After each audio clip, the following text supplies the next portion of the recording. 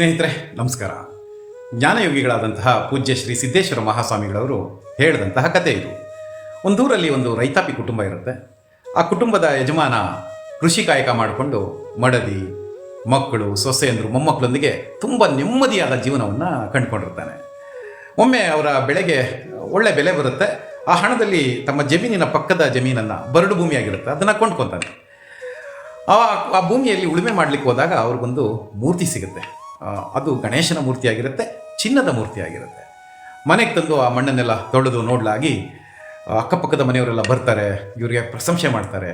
ನಿಮ್ಮ ಅದೃಷ್ಟ ಕುಲಾಯಿಸ್ತು, ಲಾಟ್ರಿ ಹೊಡೀತು, ನೀವು ಇನ್ಮೇಲೆ ದುಡಿಲೇಬೇಕಾಗಿಲ್ಲ, ಆರಾಮಾಗಿ ಜೀವನ ಮಾಡ್ಕೊಂಡಿರ್ಬೋದು ಅಂತ ಹೇಳಿ.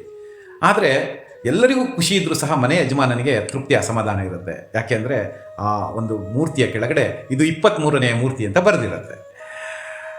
ಆ ದಿನದಿಂದ ಅವನ ನೆಮ್ಮದಿ ಹಾಳಾಗುತ್ತೆ. ಇನ್ನು 22 ಮೂರ್ತಿಗಳಲ್ಲಿರಬಹುದು, 23 ಆದಮೇಲೆ 24 ಆದ ಮೂರ್ತಿಗಳು ಸಹ ಇರಬಹುದಾ ಅಂತ ಹೇಳಿ ನಿತ್ಯ ಹಗಲಿರುಳು ಅವನ ಹುಡುಕಾಟ ಪ್ರಾರಂಭ ಆಗುತ್ತೆ. ಒಂದು ದಿನ ಅವನು ಹುಚ್ಚ ಆಗ್ಬಿಡ್ತಾನೆ. ನೀವು ಅಂದ್ಕೊಂಡ್ಬಿಡ್ತೀವಲ್ವಾ, ನಮಗೆ ಅಚಾನಕ್ಕಾಗಿ ಒಂದು 10 ಕೋಟಿ ಲಾಟ್ರಿ ಹಣ ಬಂದ್ಬಿಟ್ರೆ ನಮ್ಮ ಬದುಕು ಹಸನಾಗ್ಬಿಡತ್ತೆ ಅಂತ ಹೇಳಿ. ಆದರೆ ಅಚಾನಕ್ಕಾಗಿ ಬರುವ ಅದೃಷ್ಟದ ಹಣ ನಮ್ಮ ನೆಮ್ಮದಿಯನ್ನೇ ಕಸಿದುಬಿಡಬಹುದು.